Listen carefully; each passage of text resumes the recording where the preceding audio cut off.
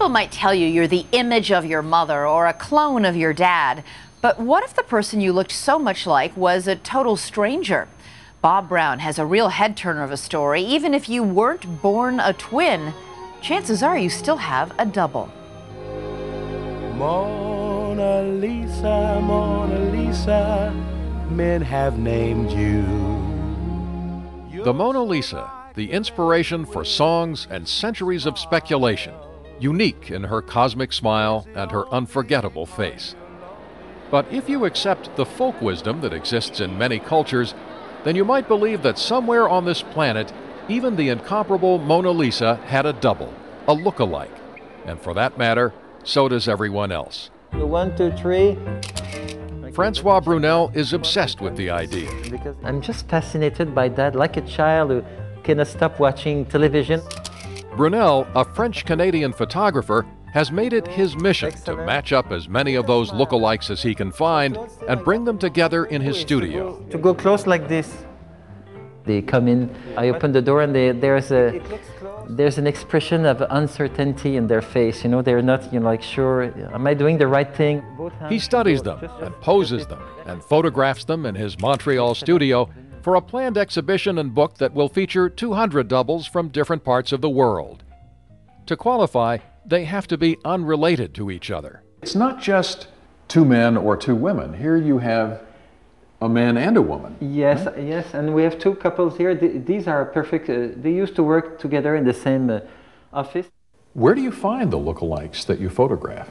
Well, at first I would ask friends that I knew, people that I know, and I was lucky to get help from the media. So I get articles in the newspaper or magazines that talk about my projects.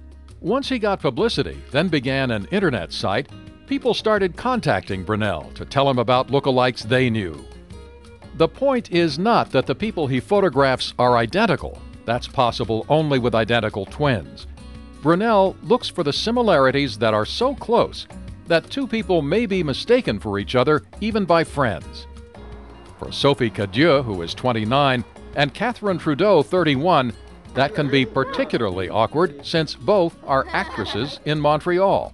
And the funny thing is that sometimes people think we're the same girl. We're both actresses, so when people say, "Oh, you're so good in there," I wish it was me, but I have to admit that she is very, very good in that. We should do sisters. I don't know why nobody... Call us. I don't know. Call us, Sisters.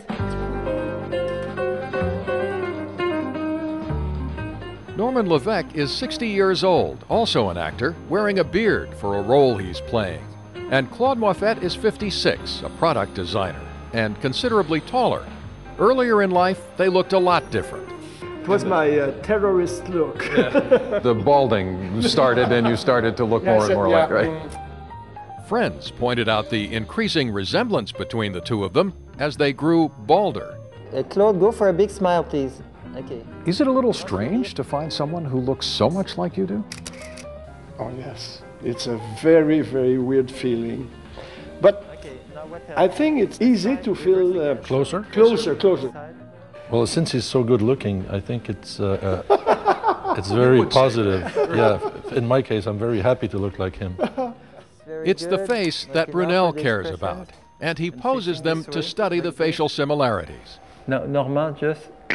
The only thing I do is orient their heads in the same way so that we can compare. He shoots the photos in black and white so that colors don't distract from what he wants viewers to notice. And the more I look at the pictures and at these people, the more beautiful I think they are. And every individual has something to bring. The lookalikes don't necessarily become best friends after they meet. Well, we don't know each other that well. Okay. I thought you were best friends. No. In fact, Sophie and Catherine didn't believe they looked like each other. When I look at her, I don't see me. No. Brunel says in his experience, lookalikes don't necessarily take to each other immediately. If you meet your lookalike, out of nowhere like that in the street, it seems to be quite traumatizing. Different cultures have different words for the phenomenon. The French use the word sosie, or double.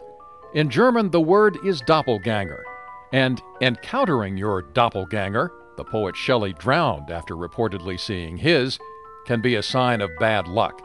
Books and movies have long relied on fantasies about mistaken identity. The Prince and the Pauper and The Prisoner of Zenda.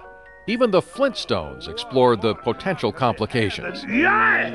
What am I doing there? If that's me, who am I? I must be completely beside myself. Oh, you must be the king. Two friends. And it is complicated, because the idea of meeting your double goes to the heart of what it means to be human, to create a unique identity. Then you see in some alien face your own features staring back at you.